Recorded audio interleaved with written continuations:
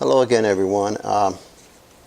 Last Friday, President Donald Trump and Melania were paid a visit by the new president of North Korea, Moon Jae-in, and his wife. Here's a picture here.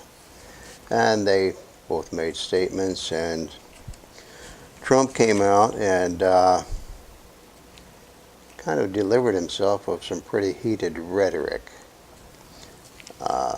Here's some examples. He said here, together we are facing the threat of the reckless and brutal regime in North Korea. The nuclear and ballistic missile program of the regime require a determined response. And then he says, the North Korean dictatorship has no regard for the safety and security of its people, for its neighbors, and it has no respect for human life. And then he says, the era of strategic patience with the North Korean regime has failed. Many years it has failed. Frankly, that patience is over. So you think, okay, fine, if his patience is over, because Trump speaks for the American government, and if his patience is over, then what? You got to do something, right? So Trump says, well, here's his response to his patience is at an end. He said, the United States calls on other regional powers and all responsible nations to join us in implementing sanctions and demanding that the North Korean regime choose a better path and do it quickly, and a different future for its long-suffering people. Fine. For its long-suffering people, that kind of got my attention, that that phrase is long-suffering people, as if the people have been suffering a long time. Well, they have. They have suffered. People of North Korea have suffered enormously from all sorts of problems. None of it has been their fault. But that really, when he said, somehow that phrase, long-suffering, sticks in my craw. And I was thinking about, going back to thinking about something that Curtis LeMay had said, General Curtis LeMay. Now, he was in charge of the bombing campaign. He was the Air Force general in charge of the bombing campaign over North Korea. Here he is here. He was involved in World War II, and also mostly a lot over European theater, but also over Japan. And I copied out from a book that's available on Amazon, an interview with generals. And on page 88, look it up yourself, an interview with generals. Here's what Curtis LeMay said about his bombing campaign over Korea.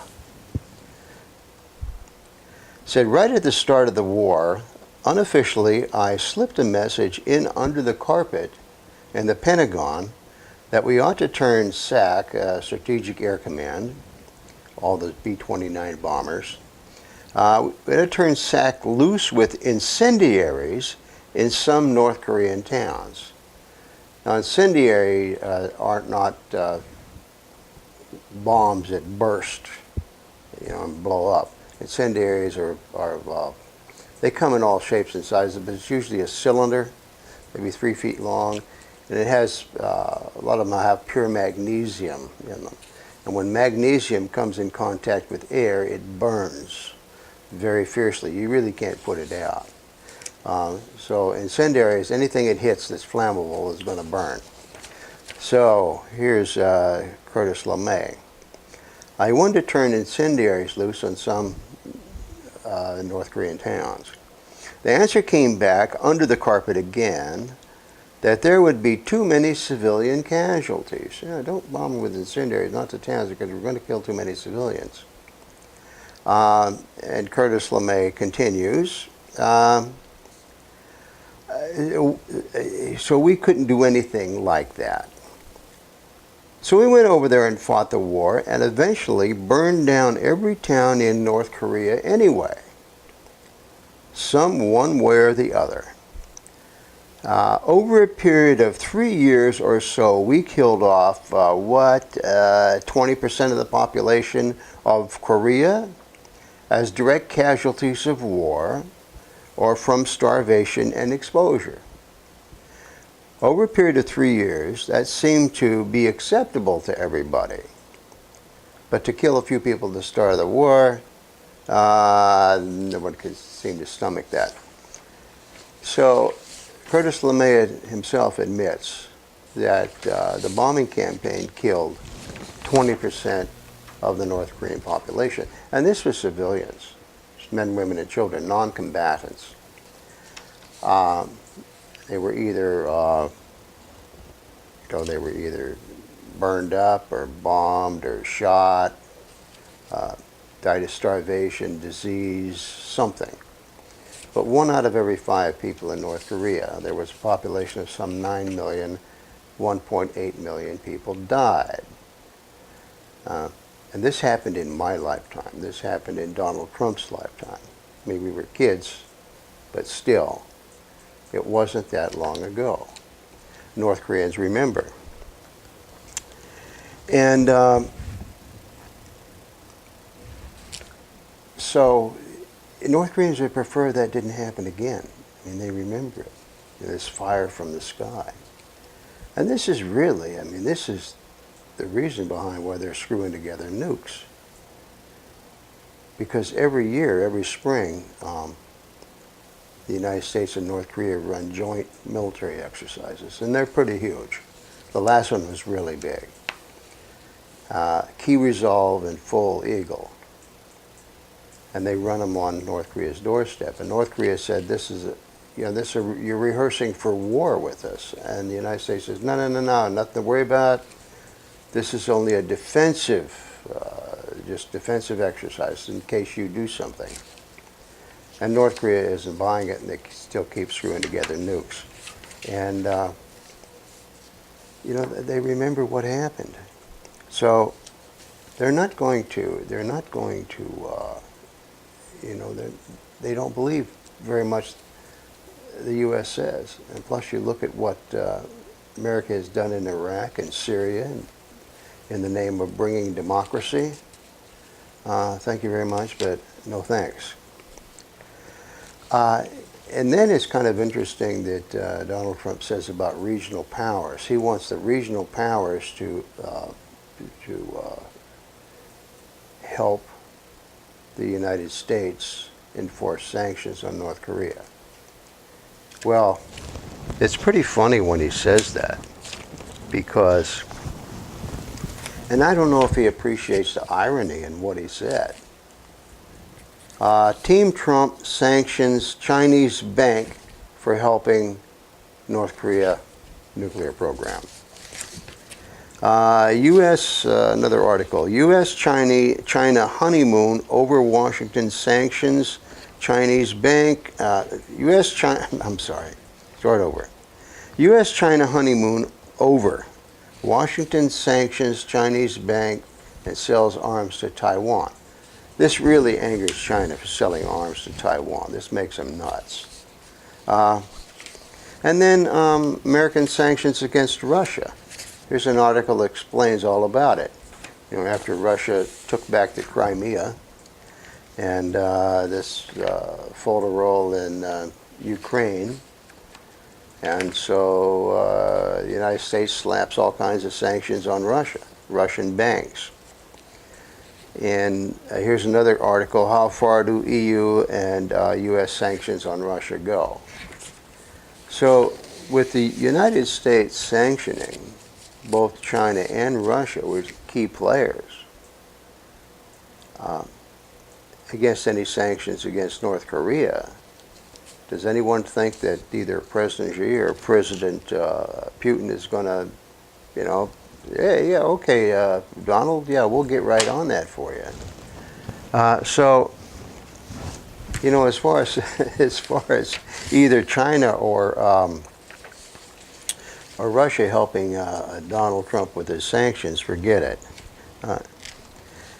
But sanctions have never worked against North Korea anyway, and for the simple fact of geography.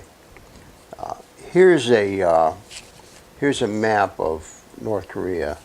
I've outlined the north and southern borders in red.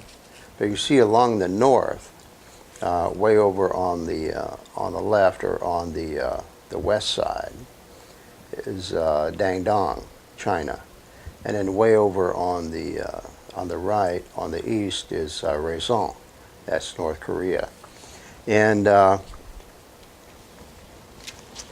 in Dandong, here's a close-up, Dandong. There's a bridge that runs across, and that's just loaded with trucks. They're just carrying goods across into North Korea, constantly carrying goods. And that's a really that's something to think about when you think, you know, this just have ready access to anything. And then over in on the Raison side, and here's a map here, and I run down the border in red. And then in green, I've kind of traced a rough route of the approximate route of the railroad between Kasan in Russia and Raison in North Korea. So there's a railroad there. The Russians just a couple of years ago, they built it. I think parts of it were there, but they just redid it and made it nice. And in Raison Harbor, there's a picture of Raison Harbor. There's a couple big piers that were built, and one of them is for Russia and the other pier is for China. Russia has a 99-year lease on their pier. And so that gives Russia a ice-free port on the Pacific, something they never had, because Vladivostok freezes over. So they bring their ships into Raison, unload at their pier, put everything on the railroad, take it north of Vladivostok, and then west to Moscow and Europe. So that gives them a rail link. And so by the same token, goods come in reverse. You know, from Europe, from Russia, from Vladivostok down into North Korea. So if you've got goods coming into North Korea from China, Dandong, and then on the east side from Kasan, how is Donald Trump going to stop that? You know, how are you going to impose sanctions on that? Are you going to bomb them? What are you going to do? Because neither China nor Russia is in any mood to enforce any kind of sanctions that Donald Trump wants to impose, because Trump has imposed sanctions on both of them. So they're all in the same boat, China, Russia, and North Korea. And, you know, you got to think about that. And here's something else to think about. And it really is kind of fascinating, because almost everything that us Americans get comes from China. It's made in China. There's not a whole lot we have that's not made in China. Just look around you, pick something up and look at the label, made in China.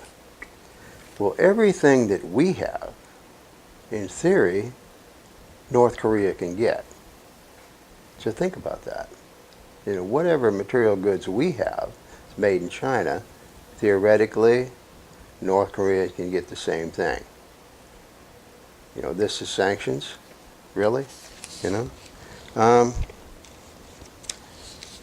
So you'd think that, you know, Trump's options are limited because he can't really go to war. I mean, he can try. But that would be pretty disastrous, because Chinese policy has been, you know, no war on the Korean Peninsula. It's the same thing as the relationship between China and North Korea is roughly analogous to the relationship between the United States and Mexico. You know, Mexico's a separate country and they do things we don't agree with, and all kinds of stuff happens down there. But we wouldn't like it very much if China attacked Mexico. You know, no matter how bad our relations might be with Mexico, which are pretty good, but we have our squabbles. But we would not like China coming in and meddling in Mexico. Same thing with the United States meddling in Korea. Not going to happen. And remember what happened in the last war. On June 25th, 1950, Kim Il-sung sent his troops south across the border. And the United States went in, and after a little bit of dust up and fooling around, pushed the troops back north across the border in December of 1950. That's where the war should have ended. Pushed them back across the border and said, fine, thanks for visiting, don't come back. And that would have been it. But no, the United States had to continue the war and bomb, bomb, bomb, bomb, bomb. And MacArthur, General MacArthur, had told Truman, and the CIA had told Truman, there's no way China will get involved in the war. They got too much of their own problems to get involved in Korea. China got involved. And that's how the United States was pushed all the way back down below the DMZ and was forced to sign a truce. So, you know, the Chinese are as serious as a heart attack when it says no war on the peninsula. They're not going to have it. So if the United States thinks they can, you have a problem there. You know, so there really is no good options of thinking about, you know. The only option is to talk to them, to make peace with North Korea. I mean, we made peace with Vietnam. And that was, we were defeated. The American, there's no other way of putting it. The United States was defeated in Vietnam. They lost the war. Yeah, we have an embassy there. They have an embassy here. All is forgiven. And Vietnam is still communist, the last time I checked. So what seems to be the problem? If you'd have started talking peace with North Korea 20 years ago, there would be no nukes. They wouldn't have nuclear weapons, but they feel the need to have this huge crash program and get nuclear weapons because they're afraid of getting bombed again, like they did the last time. And I voted for Trump. I'm a Trump supporter. I'm a deplorable. I'm a libertarian conservative. And I expected Trump, you know, I was hoping Trump would, and he gave indications he would, that he would sit down with Kim Jong-un. In fact, he said, sure, I'd sit down with the guy and have a hamburger and talk with him. But here's his book, The Art of the Deal. You know, he talks about all his super skills in negotiating. So why not go over and talk to North Korea? What's the problem? Instead of saying, well, I run out of patience, well, why not talk to them? And the way I would do it, I'd say, okay, fine, you got your nuclear weapons. We're going to put that issue off to one side. We're not going to even talk about that. Let's talk about how to repair the damage, put things back, you know, try to some sort of a relationship, sign a peace treaty, exchange embassies. Then we'll talk about the nuclear weapons at some point. But basically, during the Clinton administration, they signed off on North Korea's nuclear program. They gave them the tools to build the weapons, just like Barack Obama has given Iran the tools to build nuclear weapons. So it should come as no big surprise. And for that reason, just put the nuclear weapons off to one side and say, okay, fine, you know, you have them, it's a fait accompli. Let's just talk about patching things up and reducing or eliminating the danger of war that would make nuclear weapons necessary. They had the six-party talks. We were trying to, a few years ago, trying to get something going with North Korea, and there was, the United States, China, Russia, South Korea, Japan, and of course North Korea. Well, the United States, Russia, and China already have nuclear weapons. Japan can get them in 15 minutes. They probably have all the parts on the shelves ready to screw together. And South Korea lives under the U.S. nuclear umbrella, but South Korea could probably put together nuclear weapons pretty quickly. They have the technology, and it's all there. But they want to tell North Korea they have to get rid of theirs. And North Korea says, well, you folks all have weapons or can get them pretty quickly. What's the deal? So yeah, I mean, that's what I would do. But these sanctions are just, it's a lot of hot air. It's not going to help. Only talking, only negotiating, only sitting down and talking to these people is going to help. But the United States is not going to do that. And probably for the reason that South Korea has never really formally recognized North Korea as an entity in its own right. I mean, South Korea never signed the armistice on July 27th, 1953. And South Korea regards every citizen of North Korea as a citizen of South Korea, and that all of North Korea is part of South Korea. So that idea has to go, that idea has to go by the boards. South Korea has to recognize North Korea's right to exist. And maybe that's what's holding this whole thing back. I don't know. But yeah, Trump made a lot of noise. He labored mightily, and he brought forth a mouse. Sanctions? Yeah, okay, fine. So anyway, that's all I have to say about that. And thanks for watching, and I'll see you in the next video.